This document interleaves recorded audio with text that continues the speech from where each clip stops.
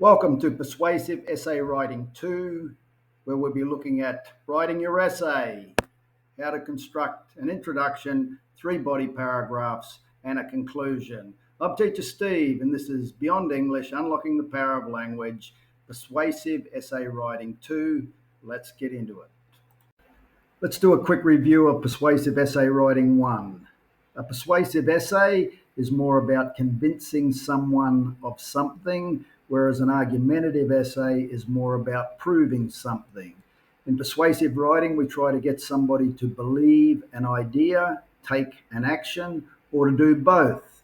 And today we're going to look at the next step, which is learning how to write a complete persuasive essay from start to finish. So get a pen and paper and be ready to take notes. Okay, so by the end of this video, you'll know how to write a persuasive essay that includes a strong introduction with a hook and thesis statement, 3 body paragraphs using the 3 persuasive techniques of Ethos, where you establish credibility and trust, Pathos, where you connect to the reader's feelings and emotions, and Logos, where you finish with logic and reason. And then you'll conclude your essay with a powerful conclusion that includes an emotional appeal or call to action, where you want your reader to believe something, do something, or both. Your introduction is the first impression that your essay gives, and it's important that you get your introduction right. It needs 3 parts: a hook, a thesis statement, and a preview. Your hook grabs the reader's attention and establishes interest. You can use a surprising fact, a question, or a short story. Your thesis statement, this is your main idea. It's your opinion, your stance, the stance that you're going to take in the essay that follows. And your preview sentence is a short outline of the 3 main arguments that you're going to include in the essay. So make sure your introduction includes all 3 things: a hook, a thesis statement, and a preview sentence. Okay, let's start with an example introduction. And our question is, do school uniforms help students learn better? So my hook to grab the reader's attention is a fact. According to a 2022 study, 90% of schools with mandatory uniforms reported no improvement in student achievement. Next is my thesis statement, which is my main idea, opinion, and my stance. And if you've watched my video on writing a thesis statement, you'll know that a thesis statement must do 3 things. It must answer the question, take a position, and it must be specific. So my thesis statement is, school uniforms should be optional because they limit self-expression, cost too much, and do not improve learning. And it meets all 3 criteria. It answers the question, it takes a position, and it is specific. The last part of our introduction is our preview sentence, where we make a short outline of our 3 main arguments that are going to follow in the essay. So here's my preview sentence. In this essay, I will show how uniforms restrict creativity, place financial pressure on families, and fail to raise academic results. So there you have it. This is my full introduction. According to a 2022 study, 90% of schools with mandatory uniforms report no improvement in student achievement. School uniforms should be optional because they limit self-expression, cost too much, and do not improve learning. In this essay, I will show how uniforms restrict creativity, place financial pressure on families, and fail to raise academic results. Okay, so now we've got our introduction out of the way. Let's have a look at our body paragraphs. Now let's have a look at the 3 body paragraphs. Remember, we want to utilize the 3 persuasive techniques of Ethos, Pathos, and Logos.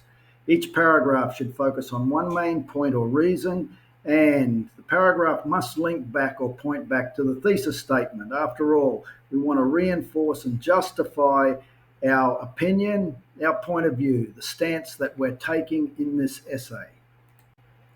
Let's have a look at our body paragraph formula. This is the formula that we use to write our body paragraphs, and there's an acronym to remember. It's PEEL, P-E-E-L.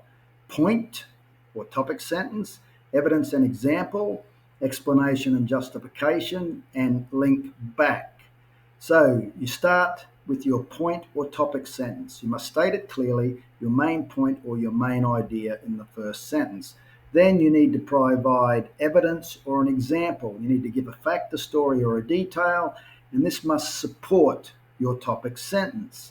Then you need to explain and justify, show how or why this matters, why it is important, and finally link it back. Connect this to your thesis statement.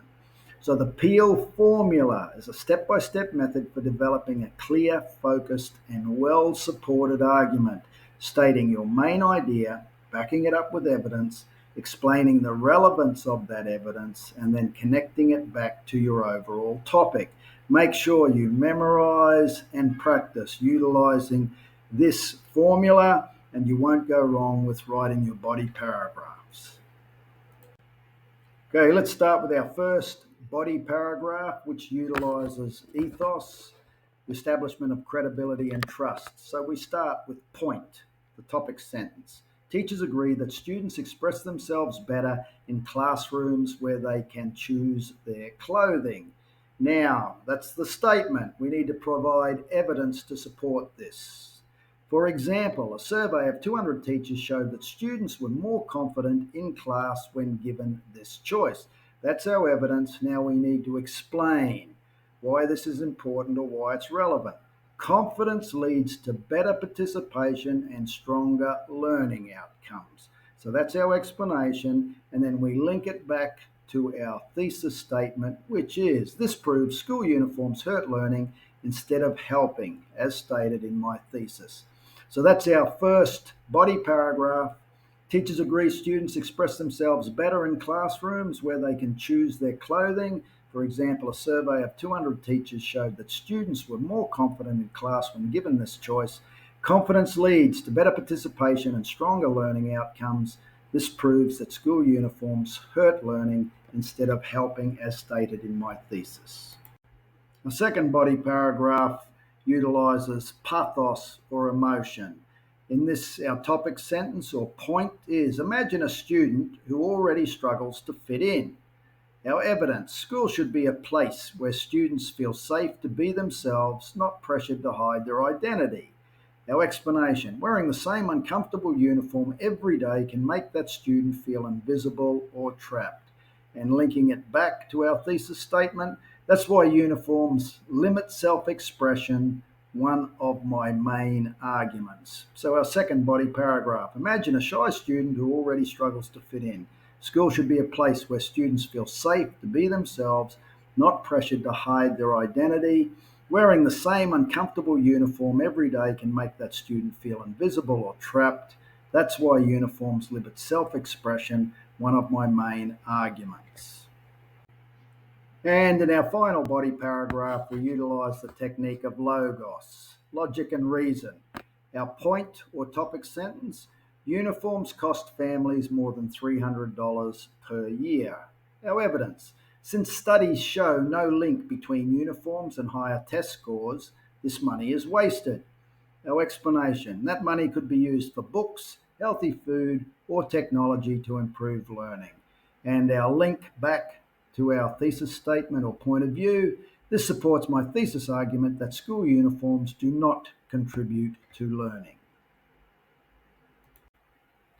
Okay, before moving on to our conclusion, let's just review the body paragraph formula. PEEL, point, evidence, explanation, and link. Your point or topic sentence states clearly your main point, your main idea. Then you provide evidence, an example, giving a fact, story, or detail that supports your topic sentence. Then you provide the explanation or justification showing how and why this matters. And finally, you link it back, connecting it to your thesis statement. Remember, follow this formula and you'll write great body paragraphs. The conclusion is your final chance to persuade your reader, to convince them to do something, believe something, or both. You need to include two parts, a summary and a call to action. You summarize your main points, restating your arguments and main points using different words, and give a call to action, preferably an emotive call to action. If your call to action can involve emotions, then it's way more powerful. You want to tell the reader what to think, feel, believe, or do next. These are the important components of your conclusion. Summarize your main points and give an emotive call to action.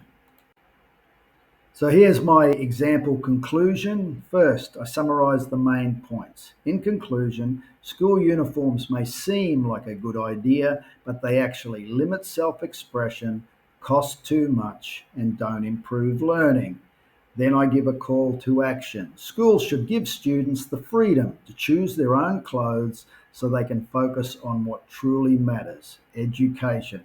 It's time to put creativity and learning first. So that's my conclusion with my summary and call to action. In conclusion, school uniforms may seem like a good idea, but they actually limit self-expression, cost too much, and don't improve learning. Schools should give their students the freedom to choose their own clothes so they can focus on what truly matters, education. It's time to put creativity and learning first. Let's review the points we've covered in this video. Your essay includes an introduction, which must have a hook to grab your reader's attention and establish interest, followed by a thesis statement, which clearly states your main idea, your opinion, the stance that you're taking in the essay, and then a preview sentence which outlines your three main arguments. Your body paragraph should follow the Peel formula.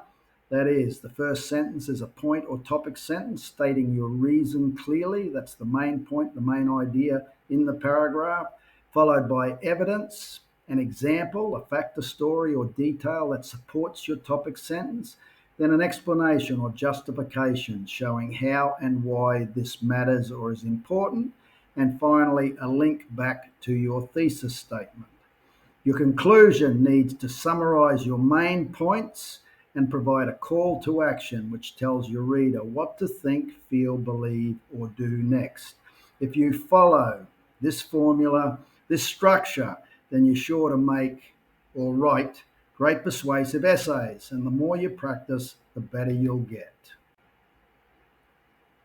That's it for Persuasive Essay Writing 2, how to write your persuasive essay. In our next video, Persuasive Essay Writing 3, we'll look in more detail at how you can build on your body paragraphs and your introduction to include more detail, make them more interesting and more persuasive. I'm Teacher Steve from Beyond English, Unlocking the Power of Language. Make sure you like, share, and subscribe, and I'll see you in the next video. Chat soon. Bye-bye.